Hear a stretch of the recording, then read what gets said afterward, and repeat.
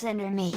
Once upon a time, though it was not in my time or in your time, or in anybody else's time, there was a great king who had an only son, the prince Cinder, who was about to come of age. So the king sent round a herald who should blow his trumpet at every four corners where two roads met, and when the people came together he would call out, "Oh yes, oh yes, oh yes, know ye that his grace the king will give on Monday se'nnight." That meant 7 nights or a week after, a royal ball to which all maidens of noble birth are hereby summoned.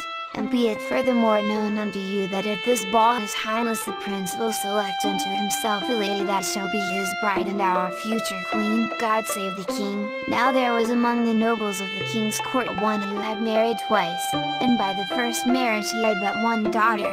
And as she was growing up her father thought that she ought to have someone to look after her, so he married again, a lady with 2 daughters, and his new wife, instead of caring for his daughter, thought only of her own and favored them in every way. She would give them beautiful dresses but none to her stepdaughter, who had only to wear the cast-off clothes of the other 2. The noble's daughter was set to do all the drudgery of the house, to attend the kitchen fire, and had not to sleep under the heap of cinders raked out in the scullery, and that is why they called her Cinder Maid. And no one took pity on her, and she would go and weep at her mother's grave where she had planted a hazel tree, under which she sat. You can imagine how excited they all were when they heard the king's proclamation called out by the herald. "What shall we wear, mother? What shall we wear?" cried out the 2 daughters, and they all began talking about which dress should suit the one and what dress should suit the other. But when the father suggested that Cinder Maid should also have a dress, they all cried out, "What? Cinder Maid going to the king's ball? Why, look at her, she would only disgrace us all." And so her father held his peace.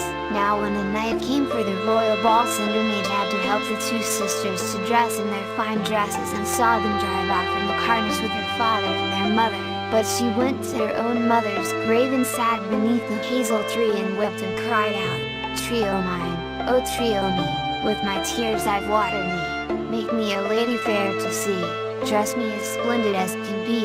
And with that the little bird on the tree called out to her, "Cinder Maid, Cinder Maid, shake the tree, open the first nut that you see."